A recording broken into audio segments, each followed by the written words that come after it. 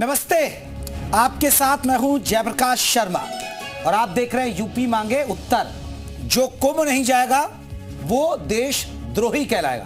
ये बात मैं नहीं कह रहा हूं, आप जाए मत जाए, ये आपकी श्रद्धा है। ये बाबा बागेश्वर कह रहे हैं जो मेरे पीछे है। तो यूपी मांगे उत्तर में बाबा बागेश्वर और मौलाना शहाबुद्दीन के बीच जुबानी जंग बढ़ती जा रही है। दरअसल बाबा बागेश्वर ने आरोप लगाए थे कि मुस्लिम समाज के लोग 26 जनवरी के जश्न से बचते हैं। बाबा के आरोप पर मौलाना शहाबुद्दीन ने पलटवार किया और कहा कि चर्चाओं में रहने के लिए मुस्लिम समाज को बाबा टारगेट करते हैं। मौलाना के पलटवार पर बाबा बागेश्वर का फिर बयान। मौलाना साहब ने भी तल्ख तेवर दिखाते हुए कह दिया कि अगर कौम पर आंच आई तो टकराना भी जानते हैं, यानी आर पार की बात कह रहे हैं वो। तिरंगे पर दोनों तरफ से तकरार जारी है। इस बीच बाबा बागेश्वर का एक और बयान चर्चा में आ गया। धीरेन्द्र शास्त्री ने कहा कि जो कुंभ नहीं जाएगा वो देशद्रोही कहलाएगा। बाबा के इस बयान पर भी मौलाना ने मोर्चा खोल दिया है। तो आज इसी मुद्दे पर चर्चा हो रही है, लेकिन पहले रिपोर्ट।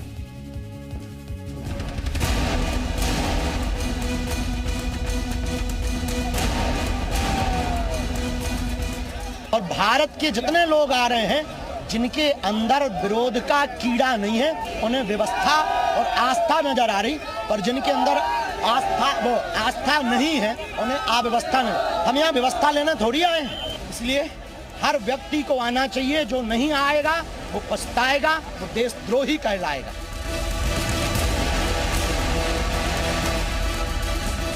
बाबा बागेश्वर जी ने जो इस तरह की कंडीशन लगाई कि महाकुंभ में जो नहीं आएगा या जाएगा वो देशद्रोही हो जाए।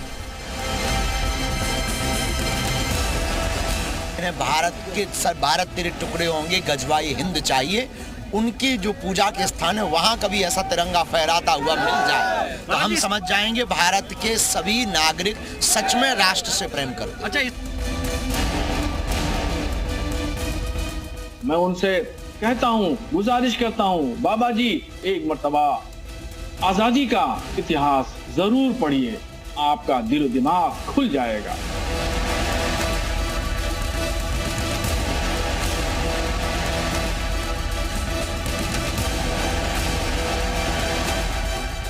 हम इतने कमजोर नहीं है कि कमजोर पे टारगेट करें यार।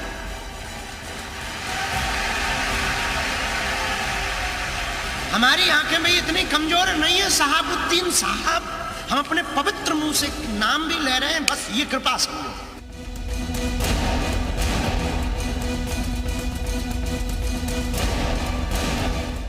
बागेश्वर धाम के बाबा धीरेन्द्र शास्त्री जी हमेशा इस तरह की बातें करते हैं जो वो सुर्खियों में रहे। पहले उन्होंने मुसलमानों को धमकी दी और अब वो मुझे धमकी दे रहे हैं कि हमें छेड़ेंगे तो हम छोड़ेंगे नहीं।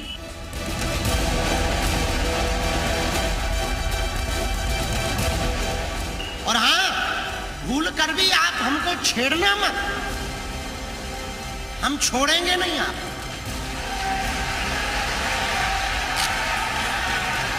और एक बात बोले,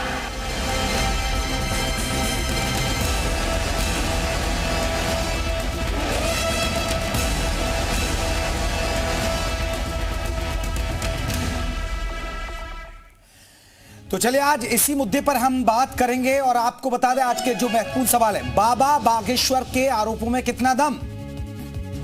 बाबा बागेश्वर के आरोप है, उनमें दम कितना है। बहुत सारी बातें कही हैं, उन पर मैं बात करूंगा। मौलाना वर्सेस शास्त्री, किसके बोल नफरती? मौलाना या फिर शास्त्री जी, ये नफरती बोल है। जुबानी लड़ाई छोड़ेंगे नहीं तो क्यों आई? ये जुबानी लड़ाई यहां तक आ गई, छोड़ेंगे नहीं तो क्यों आई? जो कुंभ नहीं आएगा वो देशद्रोही कहलाएगा। ये इशारा किस ओर है? क्या मुस्लिमों को टारगेट कर रहे हैं और क्या उनको ये देशद्रोही कहा जा रहा है?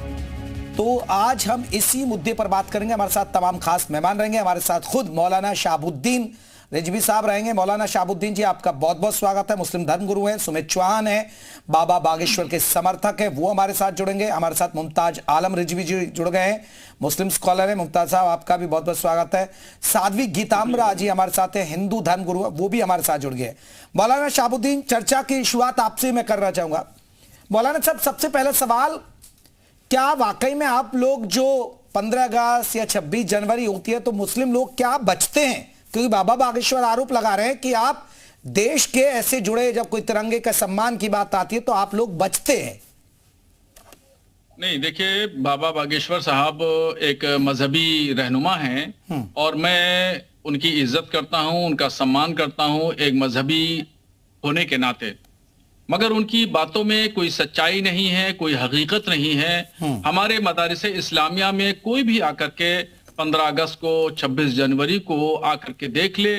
छोटे से छोटा मदरसा, बड़े से बड़ा इदारा, हर इदारे में, हर मदरसे में, हर स्कूल में जो मुस्लिम एनजीओ द्वारा चलाए जाते हैं, सब जगह जश्न आज़ादी, जश्न जमहूरियत मनाया जाता है। शान और शौकत के साथ में तिरंगा फहराया जाता है।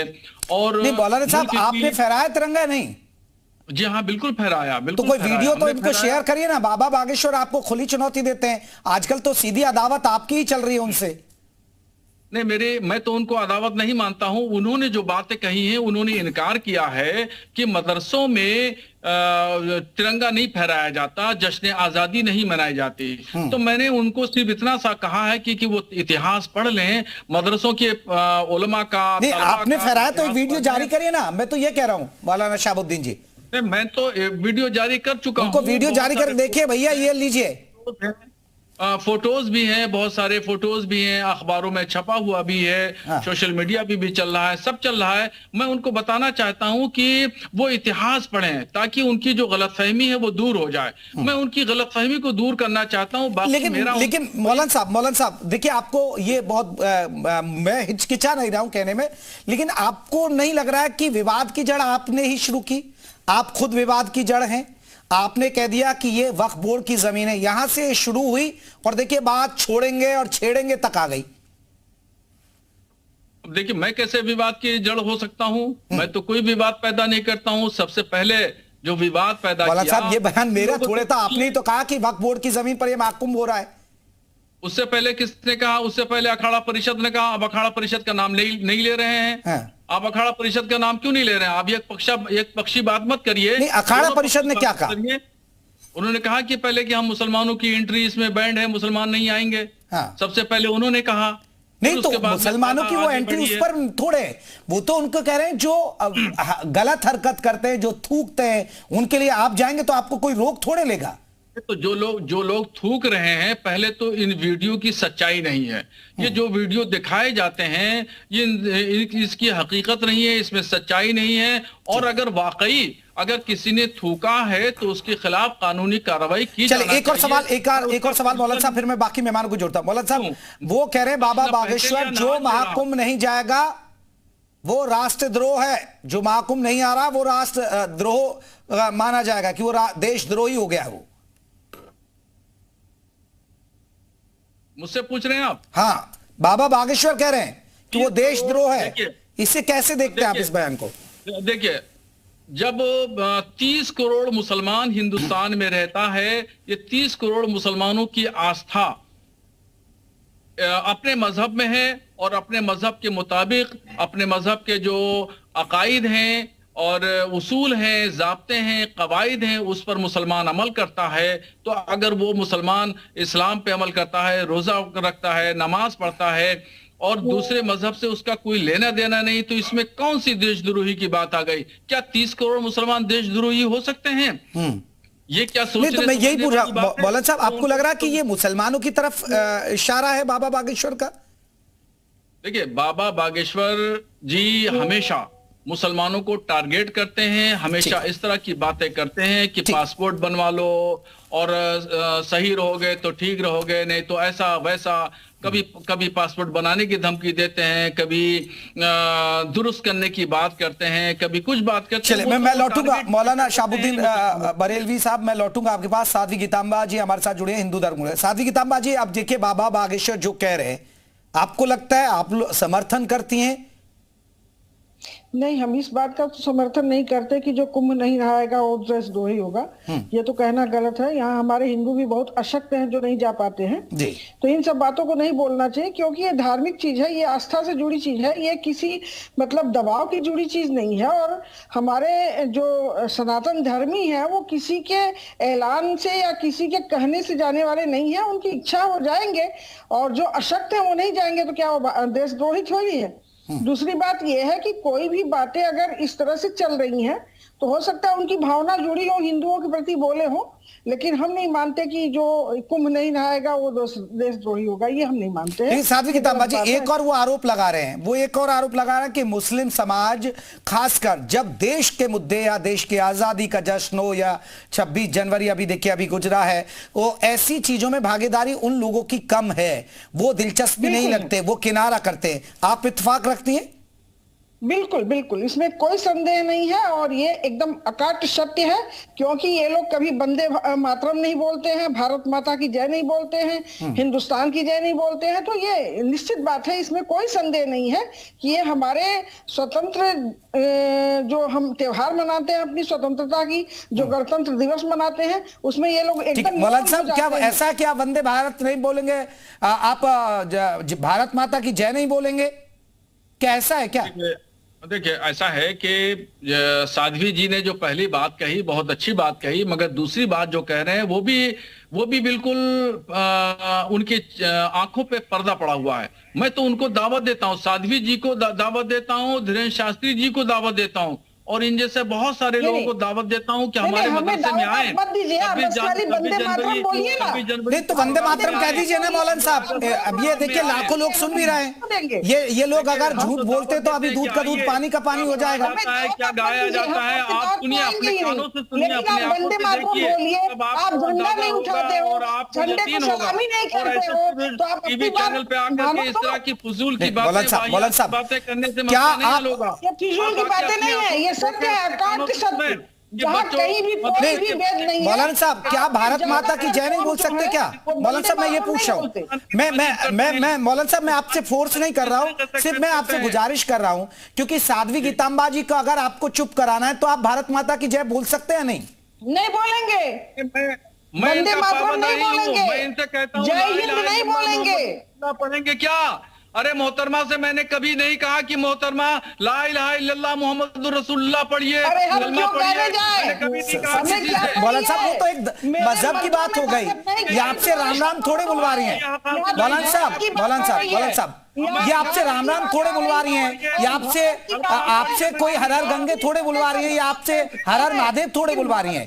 ये धर्म से जुड़ी बात नहीं कर रही है, ये तो भारत माता की जय, हम देश से जुड़ी बात है। तो भारतीय बनते नहीं है, आप भारतीय को प्रणाम भी नहीं करते हैं, नहीं चाहिए हमें, मोहब्बत करने का सर्टिफिकेट नहीं चाहिए किसी मुसलमान को, 30 करोड़ मुसलमानों को साध्वी जी से सर्टिफिकेट नहीं चाहिए कि हम देश से मोहब्बत करते हैं। नहीं है, आप जैसे नेताओं से चिंता है। ये वही मदरसे हैं जिन्होंने 1857 से लेकर के 1945 तक साध्वी गीतांबा जी मैं मौलाना साहब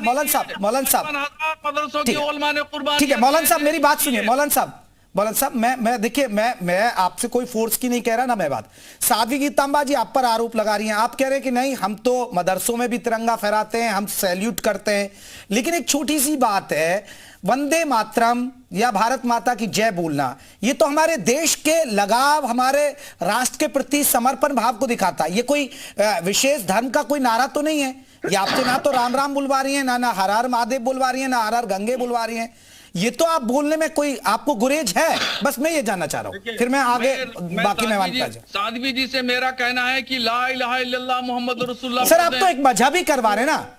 नहीं मजहबी नहीं, ये भी मजहबी नहीं है, वो भी मजहबी नहीं है, ये सिर्फ अल्लाह आपके शब्दों को बोलने जाए, सी बात है। आप जैसे ईश्वर की बात करते हो, ईश्वर की बात करते हो, हम भी ईश्वर की बात कर रहे हैं। अरे भारत माता की जय सर, ये तो हमारे देश की बात हो रही है ना। तरीके से बात कर रहे हैं, हम तो दावत देते हैं मौलाना साहब, ये तो भारत माता की जय, हम नहीं है। देश की बात कर रहे हैं ना। नाम लगाने के लिए तैयार नहीं कि मदरसों में ऐसा नहीं होता, मदरसे देशद्रोही है। नहीं होता भाई, वो नहीं होता। आपके मदरसों से पाकिस्तान के झंडे निकलते हैं, आपके मदरसों से पाकिस्तान का जय बोला जाता है, फिलिस्तीन का जय बोला जाता है। आप क्या बोल रहे हैं? चले मैं लौटूंगा मौलाना साहब, मैं लौटूंगा। हमारे बाकी दूसरे मेहमान हैं, उनको भी चर्चा में शामिल कर लेता हूं। मुमताज आलम रिजवी साहब है।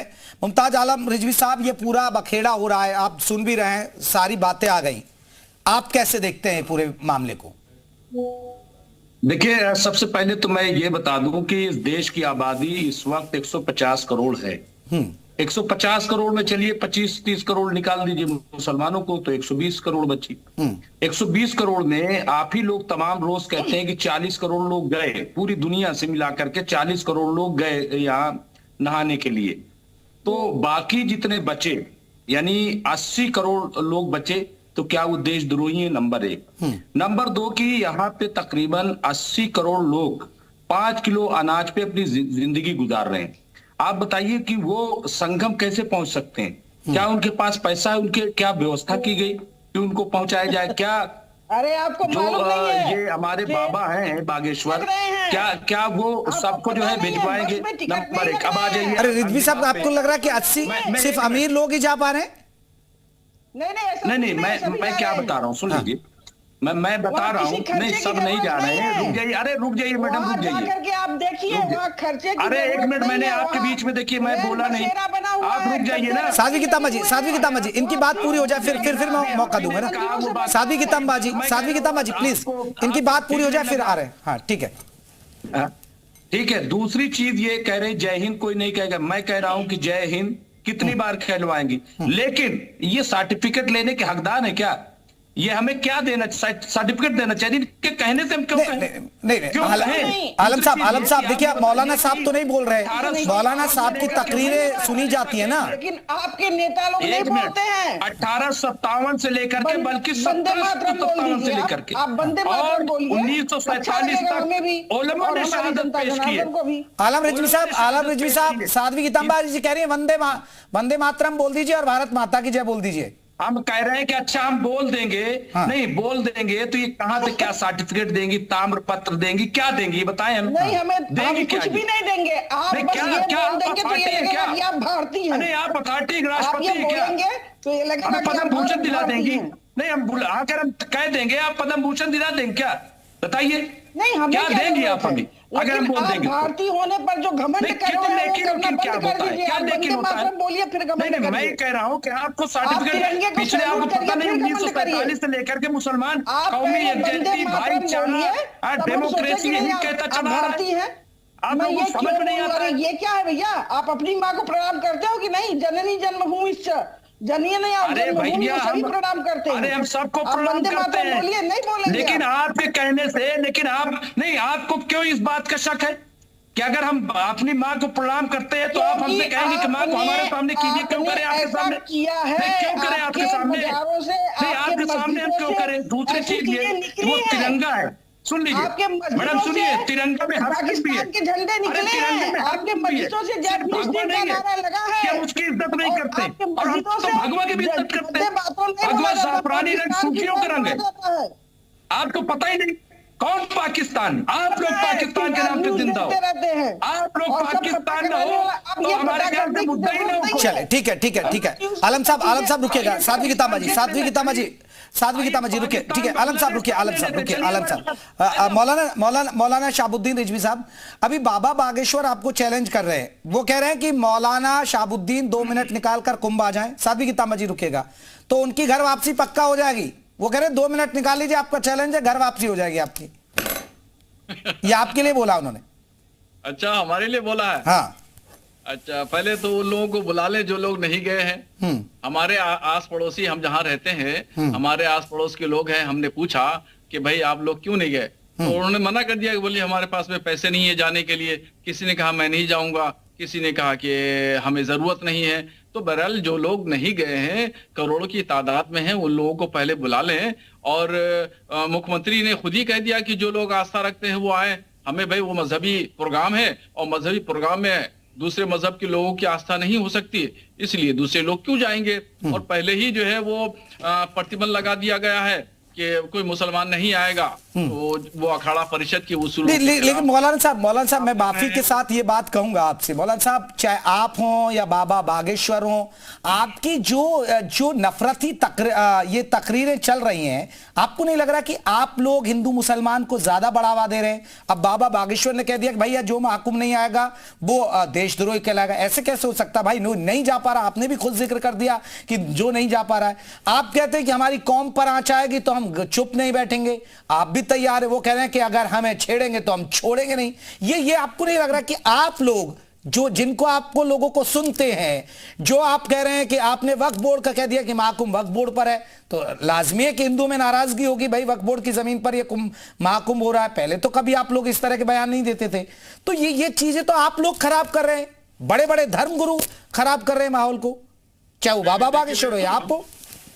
नहीं, ये तमाम पेशरफ्त जो पहला कदम उठाया वो बाबा जी ने उठाया है, और बाबा जी ही इस तरह का बयान देते हैं। मैंने तो रद्द अमल दिया है, मैंने तो उनका जवाब दिया है, और जवाब देना, कोई डिफेंस करना कोई नाजायज नहीं है। ये हमारे अधिकारों का, अगर मैं जवाब नहीं दूंगा तो मेरे अधिकारों का हनन होगा। और हम सादवी किताब जी आ रहा हूं आपके पास। आपकी बातें नहीं पसंद है तो मत पसंद रहे, लेकिन आप ये कैसे बोल देंगे कि आप पूरा हमारा जो कुंभ क्षेत्र है पूरा आपके वक्फ बोर्ड का है? धर्मांतरण का काम कराया सबसे पहले बाबा जी ने धर्मांतरण का काम कराया। उसके बाद में अरे साध्वी जी किसी को बोलने देंगी? नहीं बोलने देंगी। क्यों बोलने दें भाई? आपने बोला कि वक्फ बोर्ड की जमीन है, उसका भी जवाब आप दीजिए कि किस आधार पर आपने बोल रही हैं। और आपके बीच में हम बोलते नहीं है, हम आपकी पूरी बात सुनते हैं। पूरी बात सुन लीजिए, उसके बाद में आप बोलिए। किसी को आप बोलने देंगी? नहीं बोलने देंगी, या अकेले ही डिबेट कर लेंगे? बोलिए आप, लेकिन वाजिब बात बोलिए ना, जो बोलना चाहिए वो बोलिए। पहले ये है कि आपने ये क्यों कहा? पहले हमारे प्रश्नों का उत्तर आप दे दीजिए कि आपने ये क्यों कहा। ये मौलाना साहब, इनकी बात का जवाब दे दीजिए ना। आप लाइव पर भी हैं, क्योंकि विवाद यहां से ज्यादा शुरू हुआ कि ये वक्फ बोर्ड की जमीन है, वो ये जानना चाह रही है साध्वी किताब बाजी जी। वो तो पुरानी बात हो गई। नई बात जो आज की जो डिबेट है वो धीरेन्द्र शास्त्री जी पर है। तो धीरेन्द्र शास्त्री जी के टॉपिक पर बात करिए। उन्होंने मुसलमानों से क्यों कहा कि पासपोर्ट बनवा लीजिए? ये कहने का मतलब क्या है? वो ये दर्शाता है कि आप ये कहना चाहते हैं कि पासपोर्ट बनवा लीजिए और हिंदुस्तान से चले जाइए। नहीं, आप आधार तो बता दीजिए ना। एक बार वक्फ बोर्ड की जमीन पर आप कैसे कह रहे हैं कि एक महाकुंभ लग रहा है? थोड़ा आधार बता दीजिए। देखिए, वो पुरानी बात हो गई। जो डिबेट है आज, उस डिबेट अरे सर, विवाद तो यहीं से शुरू हो रहा ना। तो धीरेन्द्र शास्त्री जी जो कह रहे हैं उसका जवाब मैं दूंगा। और आपकी जो डिबेट है वो धीरेन्द्र शास्त्री जी पर है, वो और किसी टॉपिक पे नहीं है। उन्होंने सबसे पहले बागेश्वर में एक प्रोग्राम किया था, और सलमा नाम की एक लड़की थी, उसको बुलाया और उन्होंने जो है वो धर्म परिवर्तन कराया। तो इस तरीके से धर्म परिवर्तन कराना ये दुरुस्त नहीं है। अगर कोई अपनी मर्जी से जाति राजी खुशी से। चलिए, मैं आलम साहब आऊंगा आपके। साध्वी किताब जी, आपको नहीं लग रहा कि इस तरह की तकरीर है, चाहे हिंदू धर्म गुरु करें या मुस्लिम धर्म गुरु करें, महाकुंभ को बेवजह एक सियासी अखाड़ा बना दिया, हिंदू मुसलमान में कर दिया? ये गलत नहीं हो रहा है क्या? नहीं, ये बिल्कुल गलत है, और हिंदू मुसलमान वहां होना भी नहीं चाहिए। लेकिन शुरुआत तो मौलाना जी ने किया। मौलाना जी ने शुरू किया कि वक्फ बोर्ड की जमीन है, किस आधार पर इन्होंने कहा। दूसरी बात, हमारे बागेश्वर धाम जी जो हैं, उनके पास जनता जनार्दन है। उन्होंने अगर बोला तो अपनी जनता को बताने के लिए बोला कि जिसने हमारे साथ प्रश्न किया है उसका उत्तर ये है। आपने जो उनको बोला कि आप वक्फ बोर्ड की पूरी जमीन पर कुंभ लगने जा रहा है, तो उसका उत्तर बागेश्वर जी ने दिया। अब रह गई बात ये कि महाराज आप अपने जबान। चलिए, आखिरी कमेंट आलम साहब कुछ कहना चाह रहे थे। आलम साहब रुकिए, साध्वी किताब जी, मौलाना साहब। मैं ये कह रहा हूँ, आलम तो मजाक बन गए। आप जाकर के देख लीजिए उनके जिस तरह से वो बयान देते हैं, जिस तरह की बातें करते हैं, और उनको पता ही नहीं। उनको सबसे पहले पढ़ना चाहिए। जब तक पढ़ेंगे नहीं, चीजों को समझेंगे नहीं, बड़बड़ करने से और नफरती बयान देने से हाईलाइट तो आदमी अरे सर, अरे आलम साहब, अब देखिए मौलाना शहाबुद्दीन जी भी तो कम नहीं है जो बैठे हैं आपके साथ।